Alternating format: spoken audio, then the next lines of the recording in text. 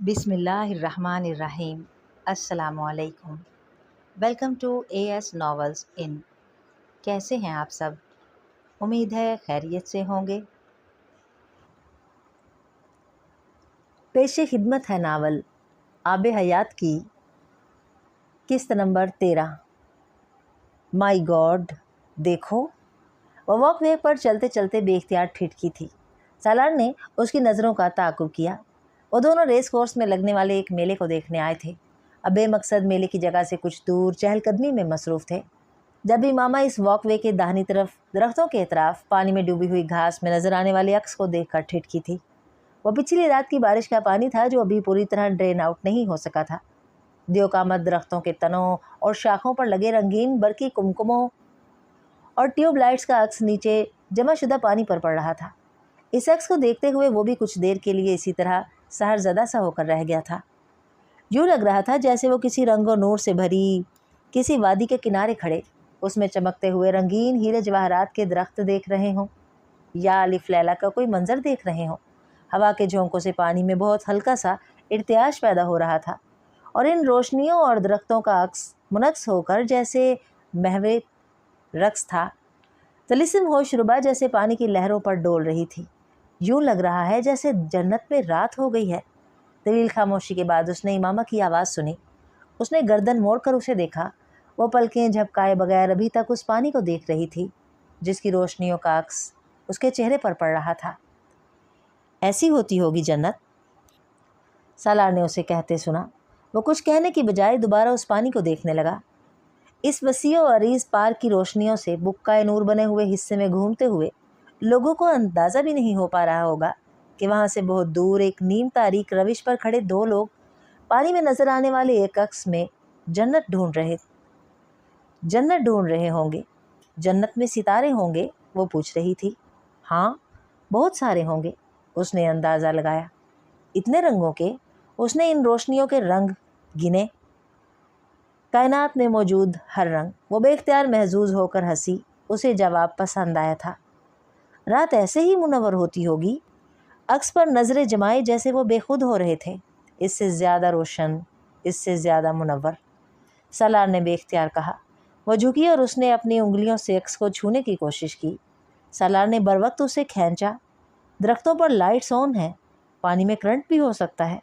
وہ ناراض ہوا تھا۔ میں اسے چھونا چاہتی تھی۔ یہ عکس جنت نہیں ہے۔ جنت میں اور کیا ہوگا؟ تم؟ اس نے گردن موڑ کر اسے دیکھا۔ وہ عکس کو دیکھ رہا تھا۔ صرف میں اور تم نہیں ہوگے؟ پتہ نہیں۔ اس نے گردن موڑ کر بے حد عجیب مسکراہٹ کے ساتھ اسے دیکھا۔ تو پھر تم کیسے جانتے ہو کہ میں وہاں ہوں گی؟ اس نے اسے تنگ کیا۔ جنت کے علاوہ کہیں اور رکھا جا سکتا ہے تمہیں؟ اس نے جواباً سوال کیا۔ اس کے لہجے میں رشک تھا۔ وہ ہنسی۔ اتنی آسانی سے مل جاتی ہے جنت؟ اس نے جیسے سالار کو جتایا۔ مجھے آسانی سے نہیں ملے گی، تمہیں آسانی سے مل جائے گی۔ اس کا لہجہ پھر عجیب سا تھا۔ کیوں؟ وہ حیران ہوئی۔ تم جتنی آسانی سے ہر چیز میں جنت ڈھونڈ لیتی ہو، میں آج تک نہیں ڈھونڈ سکا، اس لیے کہہ رہا ہوں۔ وہ ٹھیک کہہ رہا تھا۔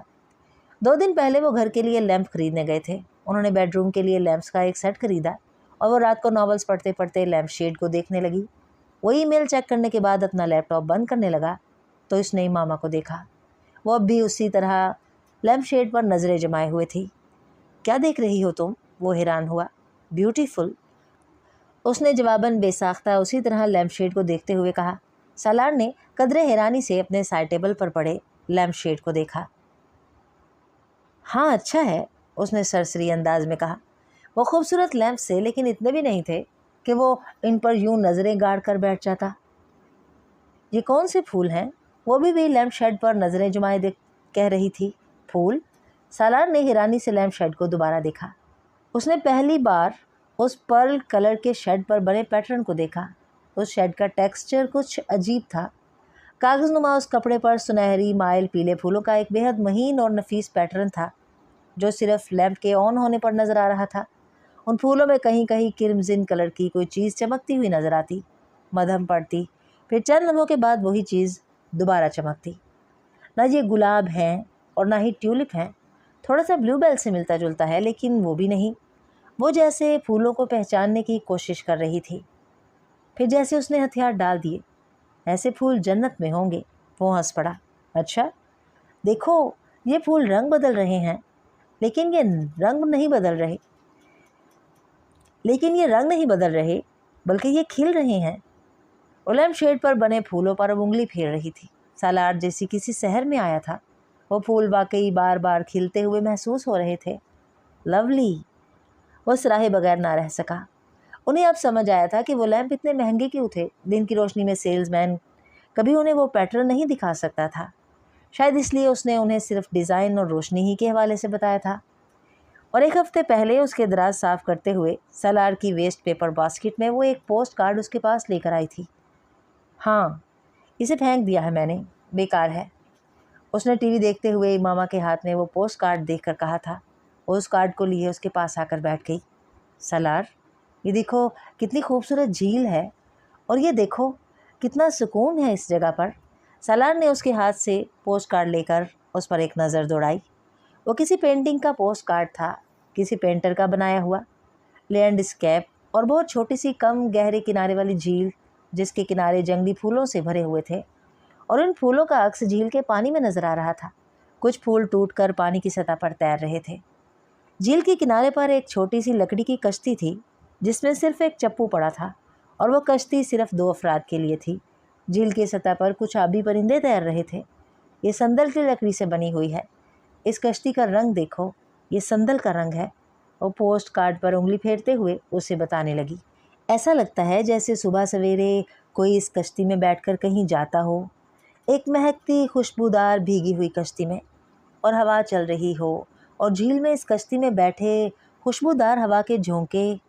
ज़रा तसव्वुर करो। उसने बेख्तियार गहरा सांस लिया, यूं जैसे अपनी फिल्मी तस्वीर से खुद महजूज हुई हो। कितनी सिनरेस्टी है इस सीन में, ऐसे जैसे ये जन्नत हो। मैं ना बताती तो तुम तो इसे फेंक रहे थे। वो बेख्तियार उसका चेहरा देखने लगा। वो वाकई उसकी ज़िंदगी में ना आती तो वो जन्नत को, इसकी पिक्चर बना लो सेल फ़ोन के साथ। इमामा की आवाज़ ने यकदम उसे चौंका दिया। वो अब भी इसी अक्स को बार बार देखने में मसरूफ़ थी। सालार ने सेल फ़ोन निकाल कर चंद तस्वीरें खींची और सेल उसे थमा दिया। उसने बारी बारी उन तस्वीरों को देखा और फिर मुतमईन हो गई। चलें, सालार ने कहा। हाँ। उन दोनों ने एक आखिरी नज़र उस शख्स पर डाली और फिर आगे चल पड़े। सालार ने चलते हुए उसका हाथ पकड़ लिया। तुम खामोश क्यों हो गए? कोई बात करो। इमामा ने चंद कदम चलने के बाद उससे कहा। तुम करो, मैं सुन रहा हूँ। हो सकता है तुम्हें मुझसे पहले जन्नत मिल जाए। इमामा ने अपने जुमले का मफहूम समझे बगैर उसे तसल्ली दी। वो हंस पड़ा था। चाहता तो मैं भी यही हूँ, वो मध्यम आवाज़ में बड़बड़ाया। तुमसे पहले मरना चाहता हूँ मैं। उसे चलते हुए ठोकर लगी। कोई चीज़ जैसे उसके जिस्म से एक लम्हे के लिए उसे थराती हुई गुजरी थी। वो जो जन्नत ढूंढती फिर रही थी, इससे पहले वो शहर सामने खड़ी थी, वो उसे भूल गई थी। उनका साथ सालों का था और उनका साथ महीनों का था। उसने सालों में कभी जुदाई महसूस नहीं की थी, लेकिन वो इन हफ्तों का साथ ख़त्म होने का सोचकर भी लर्ज़ गई थी। तुम क्यों कह रहे हो इस तरह? वो रुक गई और उसने सालार से अपना हाथ छुड़ा लिया। तुमने ही तो कहा था कि शायद मुझे तुमसे पहले जन्नत मिल जाए। मगर मैंने मरने का नहीं कहा। क्या उसके बगैर मिल सकती है? वो बोल नहीं सकी। नीम तारीकी में इस रविश पर एक दूसरे के मुकाबिल खड़े वो एक दूसरे का चेहरा देखते रहे। फिर सालार ने उसकी आंखों में पानी उमड़ते देखा था। ठीक है, जो मर्ज़ी कहो। उसकी आवाज़ में खफगी थी।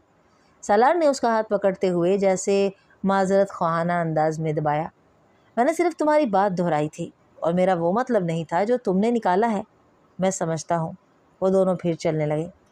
क्या तुम जन्नत में मुझे अपना पार्टनर मुंतखब करोगी? चंद कदम चलने के बाद उसने सालार को नरम आवाज़ में कहते सुना। वो बोल नहीं सकी। वो हंस पड़ा। यानी नहीं, मैंने ये कब कहा? वो रुक गई। लेकिन तुमने कुछ भी कब कहा? मैं सोच रही थी। सोच लिया? फिर अब बताओ। वो हंस पड़ी। तुम्हें क्या हुआ है? जन्नत की बात तुमने शुरू की थी। उसने सालार का चेहरा देखा। शायद। वो खामोश खड़ा उसे देखता रहा। तुम्हें यकीन नहीं है? उसने हंसकर उसे पूछा। यकीन करने की कोशिश कर रहा हूँ। अगर तुम जन्नत में पहुँच गए तो फिर तुम्हें ही चुनना पड़ेगा। उसने मजाक किया। और अगर कोई और भी पहुंच गया तो? उसकी मुस्कुराहट गायब हो गई थी। दोनों के दरमियान खामोशी का लंबा वक्फा आया था। इस ओर का तारुफ ना इमामा ने मांगा था, ना सालार ने करवाया था, मगर इस ओर ने उसको सालार से नज़रें चुराने पर मजबूर किया था। और नज़रें ना चुराती तो इतनी तकलीफ़ ना होती सालार को जितनी अब हुई थी। वो उसे कह नहीं सकी। बात उसके इंतखाब पर कभी नहीं रही थी, बात जलाल के इंतखाब पर थी। उसका इंतखाब जन्नत में भी शायद वो कभी ना होती, लेकिन ये इतराफ़ करने में कोड़े खाने जैसी ज़िल्लत थी। चुप बेहतर थी, लेकिन उसे ये अंदाज़ा नहीं हुआ कि उसकी चुप सालार को उस वक्त कोड़े की तरह लगी थी। इस रविश से रोशनियों तक का बाकी सफ़र खामोशी से तय हुआ था। सिकंदर उस्मान को चंद लम्हों तक अपनी समाअत पर यकीन नहीं आया था। आपको कोई गलत फहमी हुई है, वो प्लाट तो बिक ही नहीं सकता। सालार के नाम है वो। उन्होंने एहतशामुद्दीन से कहा। वो इनके एक कारोबारी दोस्त थे। उनके किसी दोस्त ने इन्हीं के वकील के ज़रिए एक ऐसा प्लाट कुछ दिन पहले ख़रीदा था जो सिकंदर उस्मान का था और जिसको किसी 1-1.5 साल पहले एहतशामुद्दीन ने ख़रीदने की ऑफ़र की थी। लेकिन सिकंदर ने तब उन्हें ये बताया था कि वो प्लाट जायदाद की तकसीम के दौरान सालार के नाम कर चुके थे। अलबत्ता उन्होंने वादा किया था कि अगर कभी इस प्लाट को फ़रोख्त करने की ज़रूरत पड़ी तो वो एहतशामुद्दीन को तरजीह देंगे। मेरे वकील के ज़रिए सारा पेपर वर्क हुआ है। आप कहें तो आपको न्यूज़पेपर में प्लाट की मुंतकिली का ऐड भी भिजवा देता हूँ। आपके बेटे ने ये प्लाट 1.5 करोड़ में बेचा है। मुझे तो अफसोस इस बात का है कि मेरे वकील ने मुंतकिली के बाद मुझे बताया, वो भी इत्तफाकन। कुछ देर पहले बता देता तो मैं कभी ये प्लाट किसी और को ख़रीदने ना देता। चंद लम्हे के लिए सिकंदर उस्मान का सर घूम गया। पिछले साल उन्होंने अपनी जायदाद की तकसीम कर दी थी। ये इन 2 प्लाट्स में से एक था जो सालार के हिस्से में आया था। मैं अभी सालार से बात करके दोबारा आपसे बात करता हूँ, सिकंदर उस्मान ने यकदम कहा। उन्हें अभी तक यकीन नहीं आ रहा था कि वो उनको बताए बगैर प्लाट बेच सकता है। सालार उस दिन इस्लामाबाद में था और उस वक्त अपने किसी काम से मार्केट की तरफ जा रहा था जब उसे सिकंदर की कॉल मिली। सालार, तुमने अपना प्लाट बेच दिया है? वो इस वक्त एक सिग्नल पर रुका था और उसके हेलो कहते ही सिकंदर ने दूसरी तरफ से कहा। चंद लम्हे सालार कुछ बोल नहीं सका। प्लाट की फ़रोख्त का सिकंदर को इतनी जल्दी पता चल जाएगा उसे अंदाज़ा नहीं था। उसकी चंद लम्हों की खामोशी ने सिकंदर के बदतरीन खदशात की तस्दीक कर दी थी। तो मेरे ऑफिस आओ, उन्होंने बेहद सर्द मोहरी से कहकर फ़ोन बंद कर दिया। कब बेचा था प्लाट? उसके ऑफिस पहुंचकर कुर्सी पर बैठते ही सिकंदर ने उससे कहा। उनका लहजा कतई खुशगवार नहीं था। उसकी जायदाद थी, लेकिन वो बेचने के लिए नहीं दी गई थी। पिछले महीने उसने लहजा हमवार रखने की कोशिश की। क्यों? मुझे कुछ रकम की ज़रूरत थी। किस लिए? सालार इस बार जवाब देते हुए झिझका। किस लिए रकम की ज़रूरत थी? मुझे इमामा को एक रिंग खरीद कर देनी थी। सिकंदर को लगा उन्हें सुनने में गलती हुई है। क्या?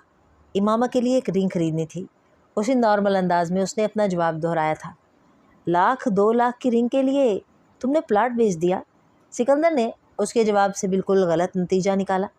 अपना क्रेडिट कार्ड इस्तेमाल करते, बैंक से पर्सनल लोन ले लेते या मुझसे कहते। मैं लोन लेकर उसे गिफ्ट नहीं करना चाहता था और 1-2 लाख की अंगूठी नहीं थी, कुछ ज़्यादा महंगी थी। आप इतने पैसे कभी ना देते मुझे। और बड़ी रसानियत से कह रहा था। कितनी महंगी होती? 4 या 5 लाख की होती? चलो 10 लाख की होती, दे देता मैं तुम्हें। सिकंदर बेहद खफा थे। वो प्लाट 1.25 करोड़ का था जिसे वो 1.5 करोड़ में बेच आया था। 10 लाख की बात नहीं थी। सिकंदर ने उसे कहते सुना। फिर सिकंदर के माथे पर बल आए। सालार ने अपना गला साफ किया। 13.7। ये वाहिद तरीका था जिससे वो उस अंगूठी की कीमत 3 हिस्सों में कर पाया था। क्या? सालार को कुछ समझ नहीं आई। 13.7। सालार ने एक बार फिर गला साफ करके अगला लफ्ज़ कहा। सिकंदर को चंद लम्हे सांस नहीं आया। उन्हें पहली बार उसकी बात समझ में आई थी। 13.7 मिलियन की रिंग दी है तुमने उसे? उनका जहन जैसे भग से उड़ गया था। सालार सर झुकाए टेबल पर पड़े पेपर वेट पर उंगलियां फेर रहा था। फिलहाल वो इस कमरे में कुछ और नहीं कर सकता था। सालार, 1,37,00,000 की रिंग खरीद कर दी है तुमने उसे? सिकंदर उस्मान को खुद भी समझ नहीं आया कि उन्होंने उससे दोबारा ये क्यों पूछा। जी। इस बार सालार ने नज़रें उठाकर उन्हें देखते हुए कहा। सिकंदर बेयकीनी से उसकी आंखों में देखते रहे। सालार ने नज़रें चुरा ली। वह अब उनके अकब में दीवार पर लगी पेंटिंग देख रहा था। اس کے علاوہ اور کیا کرتا؟ اس کے چہرے پر نظریں جمائے سکندر نے ریوالونگ چیئر کی پشت سے ٹیک لگا لی۔ وہ اگر اسے الو کا پٹھا کہتے تھے تو ٹھیک ہی کہتے تھے۔ کہاں سے لی تھی رنگ؟ بلاخر انہوں نے لمبی خاموشی کو توڑا۔ ٹیفانی سے۔ انہیں ایسے ہی کسی نام کی توقع تھی۔ ڈیزائن کا آیا ہوگا۔ اس مالیت کی انگوٹھی نادر ہی ہو سکتی تھی۔ جی، جیولری اسٹیٹمنٹ۔ اس نے ٹیفانی کی سب سے مہنگی رینج میں آنے والی جیولری کی کلیکشن کا نام لیا۔ وہ زندگی میں ہمیشہ قیمتی چیزیں خریدنے اور استعمال کرنے کا عادی تھا۔ سکندر یہ جانتے تھے، لیکن یہ پہلا موقع تھا کہ انہیں اس کی اس عادت پر اعتراض ہوا تھا۔ نہیں تو کوئی اس سے زیادہ مہنگی رنگ نہیں تھی؟ ابھی دوسرا پلاٹ پڑا تھا، 4 ہیرے اور لگوا دیتے اس میں۔ سکندر نے ٹیبل پر پڑے سگار کیس سے ایک سگار نکالتے ہوئے بے حد سنجیدگی سے اس سے کہا۔ سالار کے دائیں گال میں ڈمپل پڑا۔ اس نے یقیناً اپنی مسکراہٹ ضبط کی تھی۔ سکندر کا خیال تھا یہ مسکراہٹ شرمندگی کی تھی۔ ان کے پاؤں تلے سے یقیناً زمین کھسک جاتی اگر انہیں یہ پتہ چلتا کہ اس نے پہلے دونوں پلاٹس بیچ کر اسے ایک نیکلس دینے کا سوچ رکھا تھا، لیکن پھر یہ ایک اتفاق ہی تھا کہ اسے ایک انگوٹھی دینے کا خیال آیا جو امامہ مستقل طور پر پہن سکتی تھی۔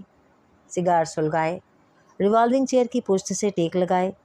وہ اب بھی اسی پر نظریں جمائے ہوئے تھے اور خود پر مسلسل جمی ان کی نظروں نے سالار کو گڑبڑانا شروع کر دیا تھا۔ میں کتابوں میں جب رانجھا، فرہاد، رومیو اور مجنو وغیرہ کے بارے میں پڑھتا تھا تو میں سوچتا تھا کہ یہ ساری لفاظی ہے، کوئی مرد اتنا الو کا پٹھا نہیں ہو سکتا، لیکن تم نے یہ ثابت کر دیا ہے مجھ پر کہ ہو سکتا ہے۔ کسی بھی زمانے میں کوئی بھی مرد کسی بھی عورت کے لیے عقل سے پیدل ہو سکتا ہے۔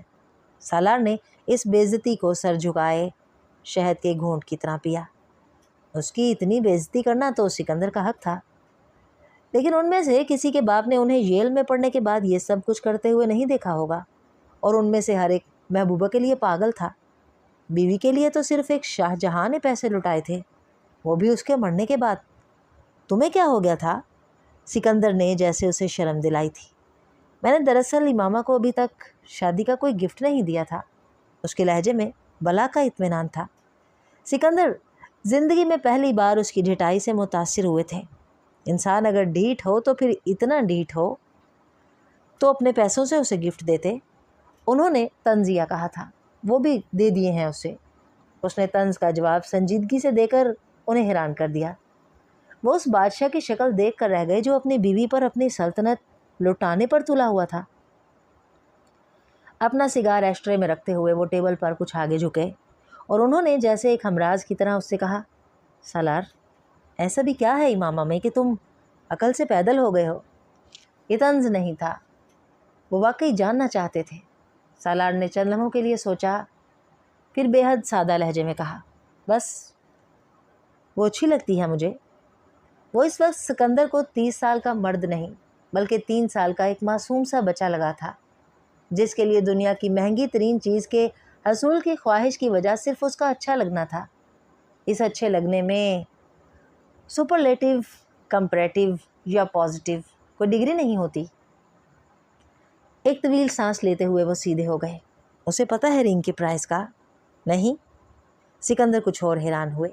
تو یہاں اپنی محبوبہ کو متاثر اور مروب کرنے کا کوئی جذبہ بھی کار فرما نہیں تھا۔ آپ بھی ممی یا کسی دوسرے سے بات نہ کریں، میں نہیں چاہتا امامہ کو پتہ چلے۔ وہ اب ان سے کہہ رہا تھا۔ سکندر جواب دینے کی بجائے دوبارہ سگار کا کش لینے لگے۔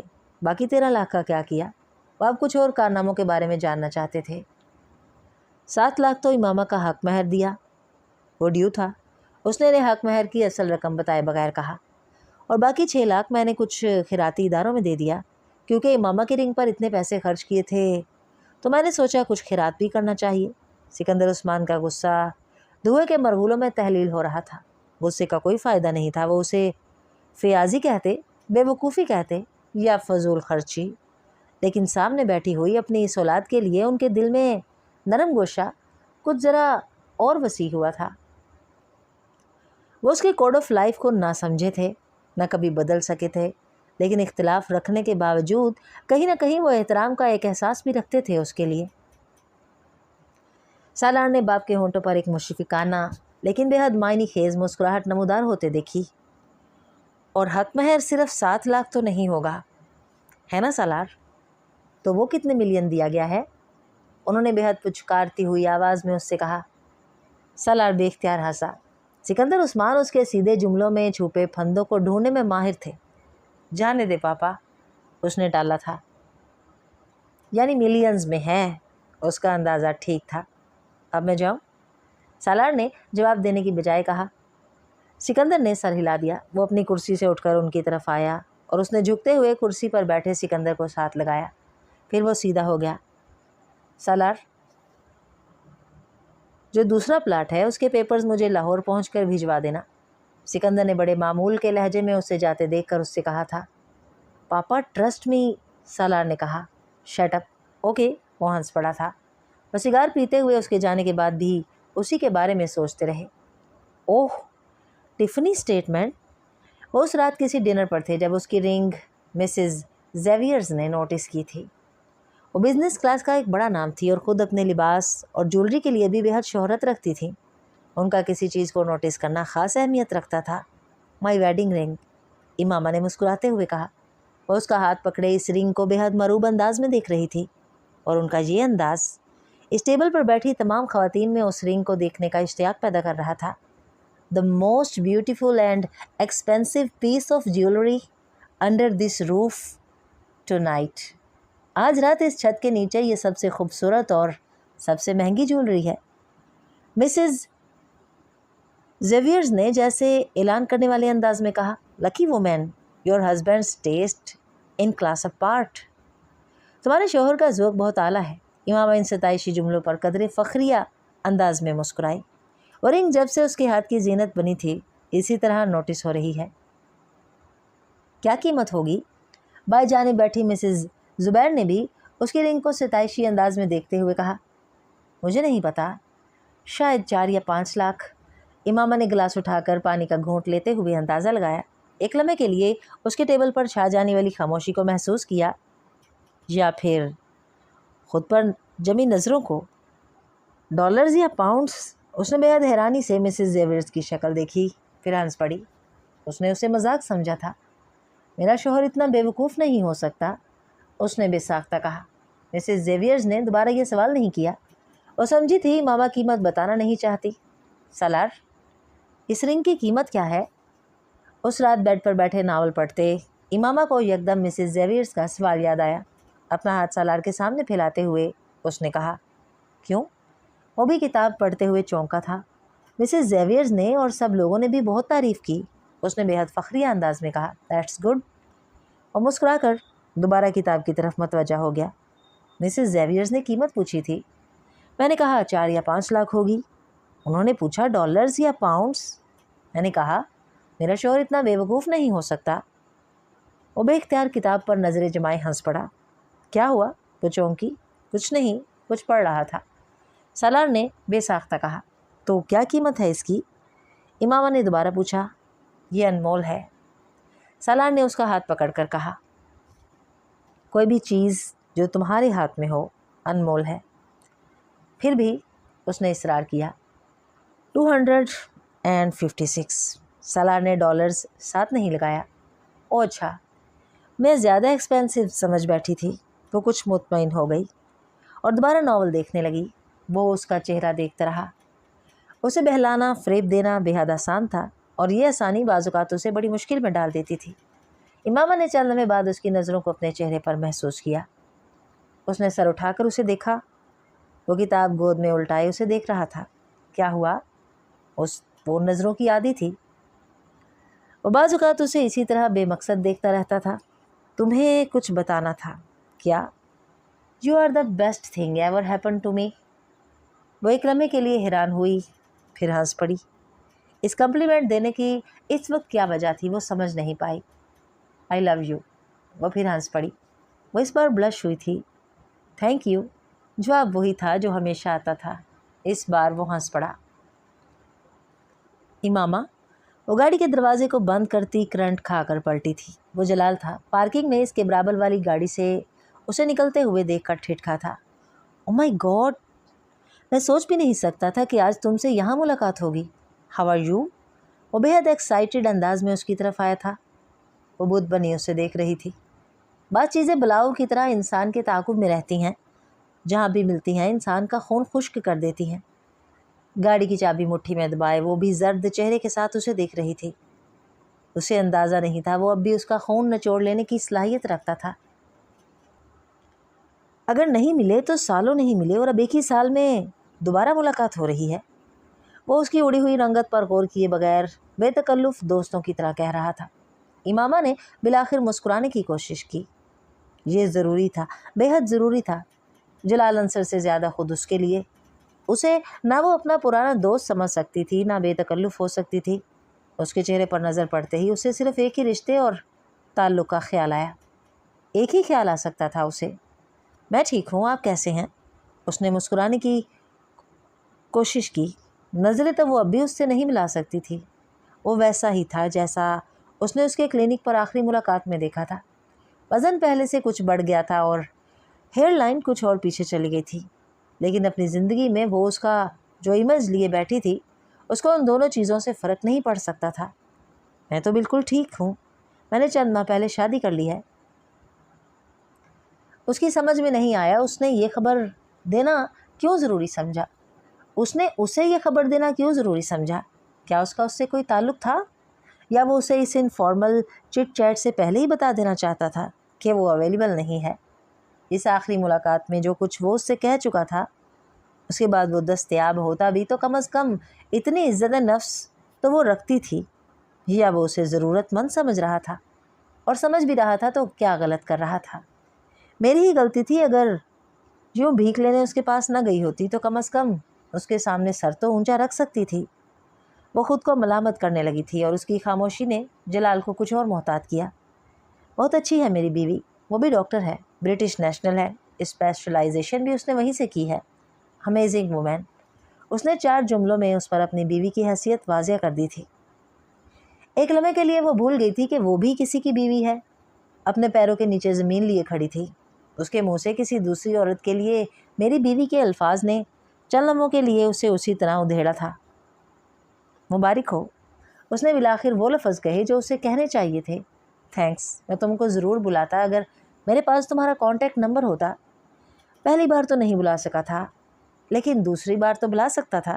جلال نے بات کرتے کرتے مذاق کیا تھا۔ وہ مسکرا نہیں سکی۔ وہ کبھی اس کے اس مذاق پر مسکرا نہیں سکتی تھی۔ تم نے تو اس کے بعد کوئی رابطہ ہی نہیں کیا، کوئی فون، کوئی وزٹ، کچھ نہیں۔ میں تو انتظار ہی کرتا رہا۔ وہ اب اس کا جائزہ لے رہا تھا، اور اسے اس میں ہونے والی تبدیلیوں کا بھی احساس ہوا تھا۔ یہ امامہ 7-8 ماہ پہلے والی امامہ سے بے حد مختلف تھی۔ وہ اب بھی پہلے کی طرح ایک چادر میں ملبوس تھی، لیکن اس کی چادر اور لباس بے حد نفیس اور مہنگے تھے۔ باوجود اس کے وہ کیجول ڈریس میں تھی، اس کے ہاتھوں اور کانوں میں پہنی ہوئی جولری نے جلال کو ایک لمحے کے لیے چونکایا تھا۔ اس کی ویڈنگ فنگر میں ایک رنگ تھی، لیکن یہ وہ وہم تھا جس کی وہ تصدیق نہیں چاہتا تھا۔ کیوں؟ پتہ نہیں کیوں۔ یہ وہ چہرہ نہیں تھا جسے اس نے اپنے کلینک پر دیکھا تھا۔ میک اپ سے آری چہرے کے ساتھ وہ امامہ اس سے ڈری، سہمی، کنفیوزڈ اور بہت بجھی ہوئی لگی تھی۔ سامنے کھڑی امامہ کے چہرے پر بھی میک اپ نہیں تھا، اور اس کے بال بھی بے حد عام انداز میں ڈھیلے جوڑے کی شکل میں لپٹے ہوئے اس کی گردن کی پشت پر نظر آ رہے تھے، یوں جیسے وہ اتفاقاً کسی کام سے نکلی ہو، لیکن اس کے باوجود اس کے چہرے اور آنکھوں میں ایک چمک تھی۔ اس کی باڈی لینگویج 10 سال 12 پہلے کی امامہ کی طرح تھی، وہ امامہ جسے پہلی بار مل کر وہ اٹریکٹ ہوا تھا۔ کیئرلیس، بے نیاز، لیکن بے حد پر اعتماد اور پرسکون۔ ایک نظر میں ہی جلال کو احساس ہو گیا تھا کہ امامہ ہاشم بہت بدل چکی ہے۔ کیسے اور کیوں؟ اسے تھوڑی سی بے چینی ہوئی۔ اس کے عقب میں کھڑی اس قیمتی گاڑی کو بظاہر سرسری دیکھتے ہوئے جلال نے اس سے پوچھا، تم اب بھی اسی فارماسیوٹیکل کمپنی میں کام کرتی ہو؟ اس کا جی چاہا تھا کہ کاش اس میں آنے والی ساری تبدیلیاں کسی بونس، کسی ہینڈسم پیکج کی مرہون منت ہوں۔ کمینی خواہش تھی، لیکن جلال انصر کی اس وقت یہی خواہش تھی۔ مرد کو اپنی متروکہ عورت کو مووڈ آن دیکھ کر ہتک کا احساس ہوتا ہے، اور وہ اس احساس سے بچنا چاہتا تھا۔ نہیں، میں نے جاب چھوڑ دی تھی، اس نے مدھم آواز میں کہا۔ اوہ اچھا، وہ بڑبڑایا۔ تو تم کچھ نہیں کر رہی ہیں آج کل؟ امامہ چند لمحے خاموش رہی۔ اگلا جملہ کہنا مشکل تھا، مگر بے حد ضروری تھا۔ میری شادی ہو گئی ہے۔ وہ اب بھی یہ نہیں کہہ سکی کہ میں نے شادی کر لی ہے۔ جلال کے چہرے سے ایک لمحے کے لیے مسکراہٹ غائب ہو گئی۔ اوہ اچھا، کانگریچولیشنز۔ وہ بر وقت سنبھلا تھا۔ امامہ نے اس کی آواز کی لڑکھڑاہٹ نوٹس نہیں کی۔ تم نے بتایا ہی نہیں، نہ انوائٹ کیا۔ کیا کرتا ہے وہ؟ آپ جانتے ہیں اسے؟ سالار سکندر، اس نے گلا صاف کر کے کہا۔ اوہ، ایک لمحے کے لیے جلال کے پاس کہنے کے لیے کچھ نہیں بچا۔ وہ بینکر ہے، میں جانتا ہوں۔ جلال اس کی بات کاٹ کر اسے سالار کا بینک اور اس کی ڈیزگنیشن بتانے لگا۔ آپ کو کیسے پتہ ہے؟ وہ حیران ہوئی۔ آدھے شہر کو تمہارے شوہر کے بارے میں پتہ ہوگا۔ بزنس کمیونٹی سے میرا کافی ملنا جلنا ہے، تو اس کے بارے میں پتہ چلتا رہتا ہے۔ 2-4 بار گیدرنگز میں دیکھا بھی ہے میں نے، لیکن ملاقات نہیں ہوئی۔ وہ اب نارمل ہو رہا تھا۔ اس کے علاوہ کوئی چارہ نہیں تھا۔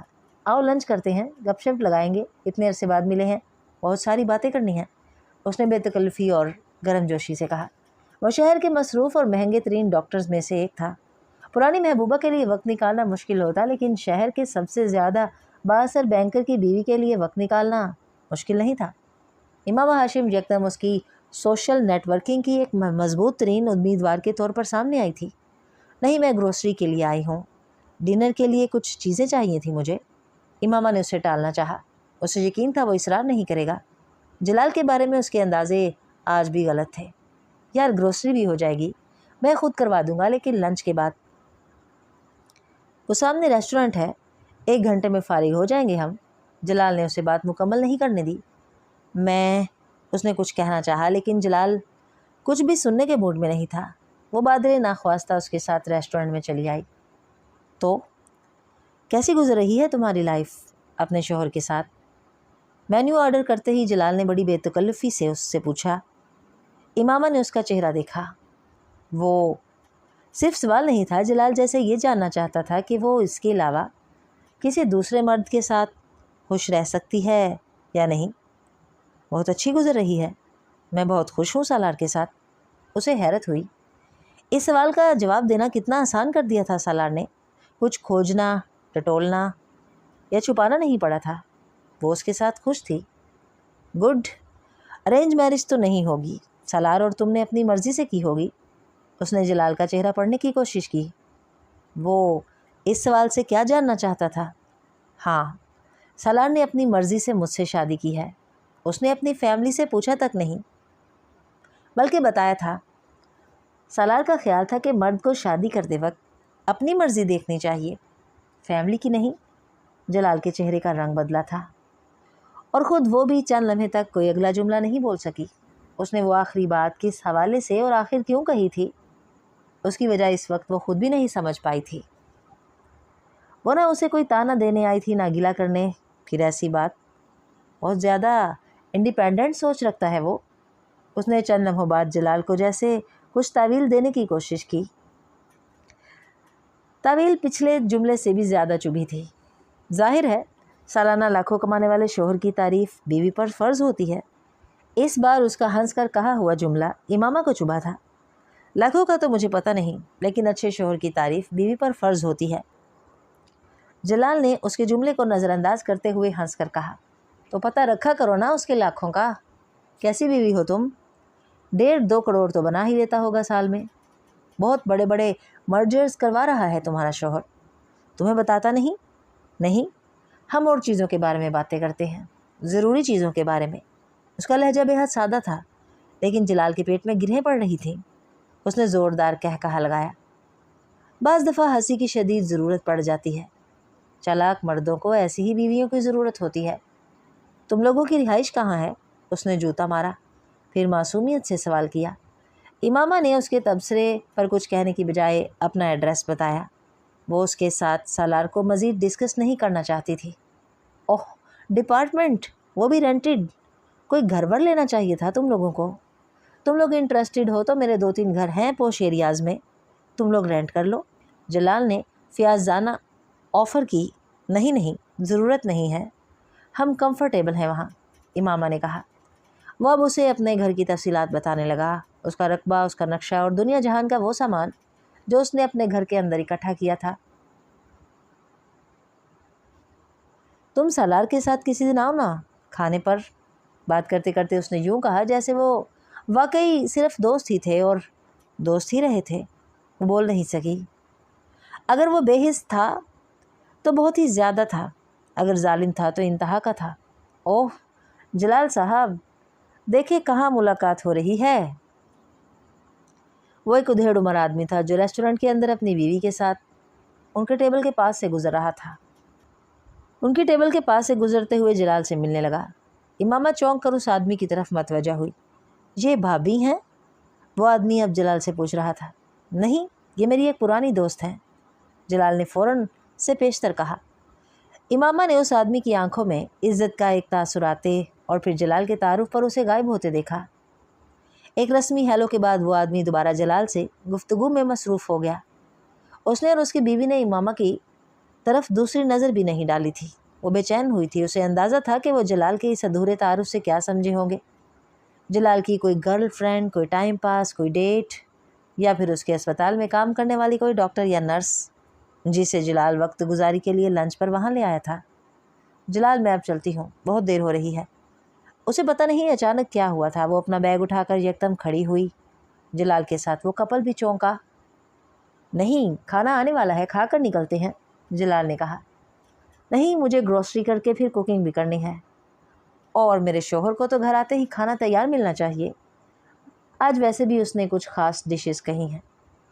مسٹر اور مسز فاروق نے اس بار مسکرا کر اسے دیکھا تھا۔ وہ بھی جواباً مسکرائی تھی۔ اس نے شوہر کا لفظ استعمال کیوں کیا تھا وہ نہیں جانتی تھی۔ شاید اس کپل کی آنکھوں میں عزت کی اس نظر کو دوبارہ دیکھنے کے لیے جو چند لمحے پہلے جلال کی بیوی سمجھنے پر اس کی آنکھوں میں جھلکی تھی۔ اس کا انداز اتنا حتمی تھا کہ جلال اس بار اس سے اصرار نہیں کر سکا۔